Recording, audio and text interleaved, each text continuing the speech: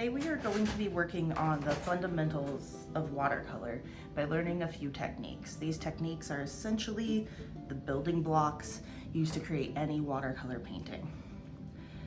I've already sprayed down my paint palette so that I've activated some of my colors, and I'm going to create a wash. And in this context, when I say wash, I mean I'm going to take some of my pigment, I'm going to mix it with water, and that is what I'm going to apply to my paper. So the very first thing is I'm going to get my brush wet. I have my water over here off screen, and I'm actually going to pick up some of this violet. Today I'm going to do my techniques alongside doing some color theory exercises. So I'm going to put my violet over here. I have some red out over here. It's fine. I will just mix in my water and kind of keep pushing it this way. If you're using something like a ceramic plate, that's a great surface to mix on as well. All right, so I have my violet wash here, and the first technique I'm going to do is called wet on dry. So wet on dry is simply taking a wet brush and applying it to dry paper. And we're gonna make a little swatch on here, roughly about 2 by 2 inches, but it doesn't need to be exact. And I'm going to show you first how I put down the wash and then explain why I do this. So I take my brush and I put my brush to my paper and I start kind of squeegeeing the liquid that is pouring off my brush onto the paper back and forth. And then I come around and I can clean up any edges, make them a little bit neater, push that liquid further out, and get my swatch nice and neat looking. You don't need to have perfect rectangles to practice this, but I started, right here, and I worked around and then I pushed it out to the corners. The reason that we want to do this is because what we don't want is to end up with an outlined shape. So what I am going to do right now is paint in the outline, which is usually a beginner watercolorist's first impulse, is to paint these outlined shapes and then come in and color it in. I'm going to show you why in a moment. This is not a good habit to get into, primarily because when we do this outlining on a small shape, it might not affect things that much. But on a larger shape, say I'm working on a shape that's going all over my paper and I'm working on this outline, by the time I get back up here, my paint has already started drying. And the way that watercolor paper works is it is like seeping down through the pores of the paper. And once it's down below the surface and that resist starts to dry again, your color is essentially locked into your paper. And so I can see up here, okay, it's already getting kind of dry. It's still a little wet down here. So what happened if this was a bigger area? I was painting it and this is already dry, or say I got it outlined and then something happened and I needed to get up, or maybe I just wanted to get up and grab some more water or something and it starts to dry. If I now take the same wash here and come back and try to fill in my shape, I'm going to get an outline, and the outline is going to permanently be there. I can try to add some color on half of it. I'll try to add a little bit more pigment back in to hide it. And I can semi-successfully do this to mask that outline. So if it happens, you can try to take some more color and just hide that you had 2 layers there where you don't have 2 layers in the interior. But overall, it's only semi-successful.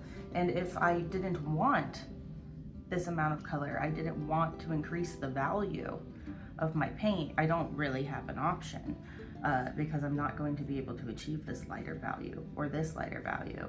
I'm going to be able to achieve twice that. To show what I mean by twice that, I'm just gonna take a little bit of my wash that's left and paint a second layer here. So you can see how just adding one more layer is increasing the value of the look of that paint on your paper. So here, if we had a value of maybe 2, we've increased it to a 3 by adding our additional layer. The second technique that I'm going to show you is also about painting what's called a flat wash. So what we just did here, attempting to achieve this even field of color across the page, is a flat wash. Called flat wash because it's one color and flat, so without a ton of variation or anything, just filling the space. To do a flat wash in wet on dry is achievable in smaller spaces, but once again, when we get to larger spaces, we start running into issues of the paper drying unevenly. One way to combat this is to start with moisture on your paper. So this technique is called wet on wet. And what we do is we take our brush, I grabbed a slightly larger brush, and we put down our area of water. You have to kind of get so that you trust where your hand is. If I was working with a shape I had drawn, I would be watching my brush carefully, making sure I'm not going outside of the lines. Here, I've kind of just made a general square shape that fits in here.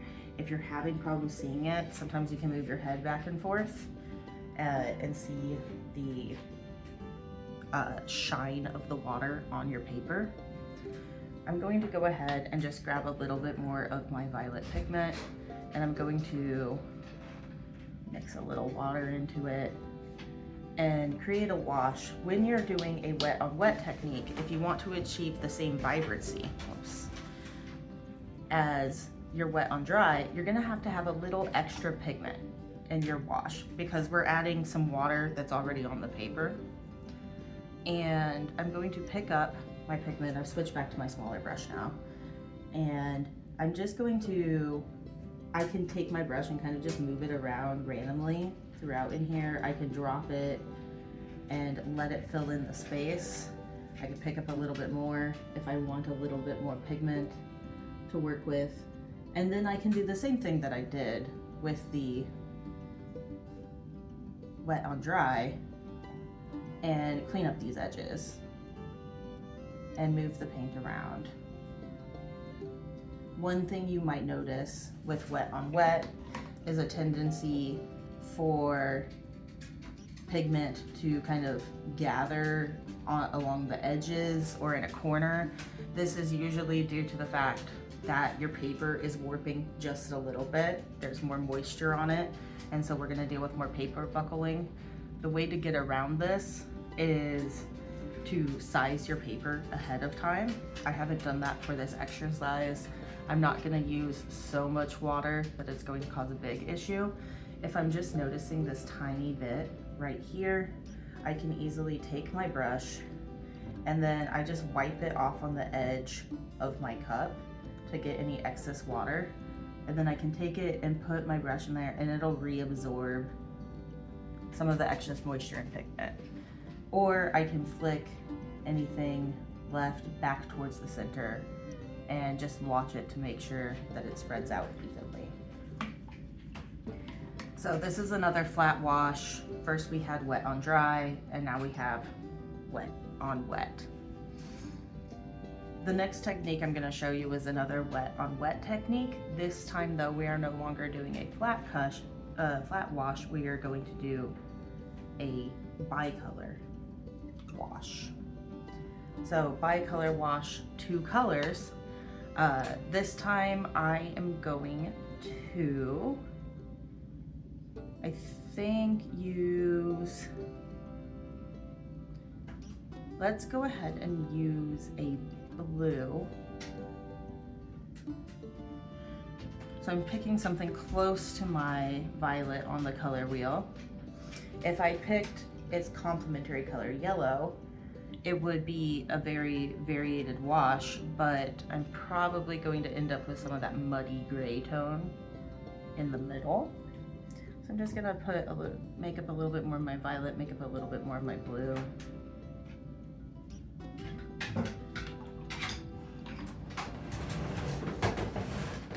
So I've mixed up my blue, I've mixed up my violet. Now I'm going to take my brush and I'm going to once again create an area that just has the water. So this is a wet on wet technique. I'm getting my paper wet first. And I have an area right here that is wet. I can still clean up those edges just like I've always done. I'm gonna pick up my blue first. This is my ultramarine. I'm gonna dot it through here. I'm just gonna kind of scatter these dots out. I'm gonna rinse my brush, come back, grab my violet, and dot that in between my blue. What you are seeing form here, if you don't swish your pencil or your brush through it, is the little dots where you've touched your brush down are going to begin to expand and flow out. These are called blooms, and this happens anytime your pigment comes into contact with more moisture than its original area. So it's coming into contact with more moisture here, and it's trying to spread out throughout this water. Some pigments move really quickly in their spread, some slower. You can see that this violet has spread out a little bit more than the blue. And you can either leave it like this, or you can take your brush in here and you could add in some additional water. You could just kind of pick up some more pigment and swirl it through to try to get it to blend more. Might add some more blue back in here. You could have arranged your dots so it was like all along one edge, and then there's just spots of color. There's lots of different ways to do a variegated wash. This one, bicolor variegated wash. So it's 2 colors and not evenly like half and half, they're interspersed. So you could do this lots of different ways to achieve this similar effect.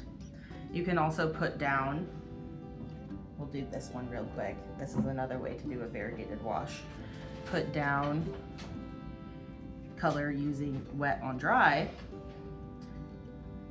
and then you have to quickly come in and dot in your secondary color while this is still wet. So that's another way to do a variegated wash. This way lets the colors kind of intermingle more. This way you're gonna have one color that's dominant and another color that's layered, interspersed with it. So here I can still see some areas that are like very violet. Some have mixed together. I've got kind of this like cool like edge forming. Here it's a little bit more layered. And I can, in a variegated wash, wet on wet, leave some paper poking through. Whereas where I put down a wet on dry wash and then put these blooms over top of it, I don't have any paper showing through.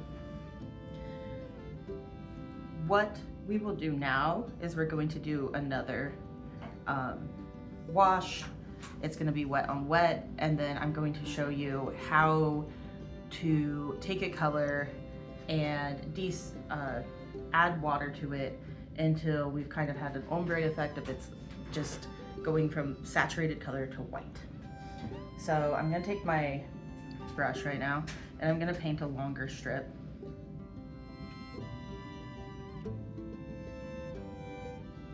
And this longer strip, I am going to, let's go ahead and use the blue. I'm gonna take some of my blue wash. I put quite a bit of pigment in here. Once again, quite a bit of pigment can literally be like just a dip of the brush and then adding it to a tiny bit of water, just enough so that it gets all flowy. And then I'm going to put this pigment here at the top of the strip of water. And I'm gonna kind of fill a little area full of this pigment. Now what I'm going to do is I'm gonna rinse my brush and then I'm gonna dry it off a little bit because I don't wanna add a ton of water. And I'm just going to take the bottom like quarter of this and scooch it along into the rest of my water. And then even it out. And rinse my brush again, wipe off excess water, scooch the bottom quarter along into the rest of the strip of my water. And I'm just gonna literally rinse and repeat until I'm not seeing any more pigment come down through. Now I am seeing like the pigment wants to come down here, so I can push that back across. I can blend this in here. I can bring it down just a little bit more, working it into the water. My actual strip goes down to here, but with the amount of pigment I put in, I basically run out right here. And so that's one way to fade out your value, is to just put your concentrated value wherever you want it darkest, and then already have your water laid out and just kind of with your brush encourage it.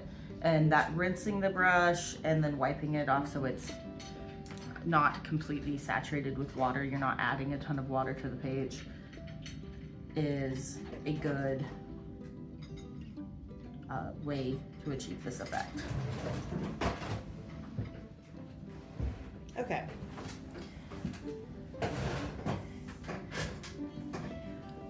Now that we have the basics, we have our wet on dry, we've done wet on wet, we've done a variegated wash here, we've done an ombre effect where we go from having our pigment up here to just adding water until we get back to the color of our paper. I want to also show you some glazing. So glazing is a process by which we put down a field of color and then we're going to apply color over it. To do this, I'm going to grab some of my yellow and I think I'm just going to mix it up over here. My palette's a little dirty. Oh, got some on my paper. And I'm going to take this yellow and using wet on dry, I'm going to create myself a little box here.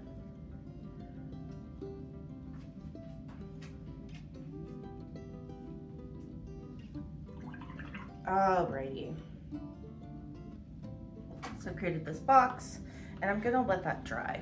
While I am letting my swatch here for doing my glazing dry, I am going to do another technique. And this technique is actually about removing color. And what you'll need for it is you'll need a paper towel.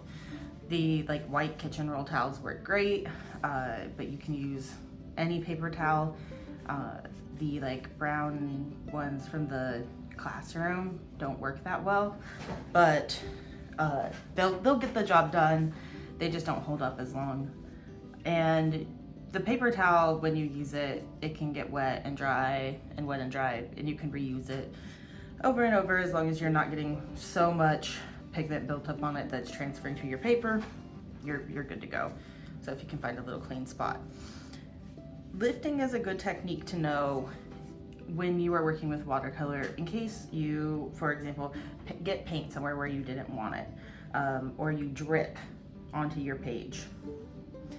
So I'm going to do this in the color that is gonna show up most in, I'm gonna take some of this violet and I'm just gonna put down some my violet. And then let's say I accidentally went off to the side there. I can take my paper towel, you'll wanna have it handy, and just press and lift up, and it removes a lot of the color. I can press even into here and lift out the color. The more it's started to dry, the less it's going to lift out. So the more like liquidy it still is, you can lift out quite a bit more color contrasty. But this tiny amount here, I could cover that up with a shadow or kind of work it into the painting somehow. Once I get a few layers down, I'm not gonna see that. Let's say I wanted to just like lift out a shape in the middle here. While it's still wet, I can do that. So maybe I'm using lifting as a technique on purpose to get like a little shape inside of a shape. This can also be a good way to get like a soft pillowy texture, like clouds. So we can take, let's use some blue this time. I keep dripping on my paper today. Take some blue. This is like a classic cloud technique, and get it all over a paper. You want it nice and wet and washy for this. And then you're just gonna take your scrunched up paper towel and kind of blot at it. And you can get some nice soft pillowy effect. And you can press down harder where you want to lift a little bit more up and get a nice effect that way. So that's lifting. Now that we've let our color dry here, I'm gonna show you glazing. And this is gonna be a little bit of color theory. So I put down yellow, and if you look at our color wheel and we go cross complement from our yellow is our violet shade. And so if I take a little bit of my violet wash and I put down a layer, I should expect for the yellow to affect it. Remember, watercolor is a transparent medium, so you can see through each layer. So the layers below affect the layers on top. And I'm going to add just a little bit more pigment to my violet here, and a little bit of water, just so I have a bit more. And I'm gonna pick that up with my brush, and I'm going to paint a line here that is halfway on and halfway off of my block. Okay. So you can see where the violet and the yellow intersect. There is a change. And this has actually muted the yellow, the vibrancy of the yellow with the violet, and it's come towards more of this brown tone. The more balanced my yellow and my violet are, to be closest to the same chroma, the more I'm going to get like a even gray. Here my yellow is a little bit dominant, so it's shifting brown. When you glaze, you can glaze over an object, cover it, go off to the side. Just because you're glazing doesn't mean you have to stay within the little parameters. You can overlap shapes, do all sorts of cool techniques. You can also use it to paint things like shadows in. And using color theory to do your shadows can be a really fun way to create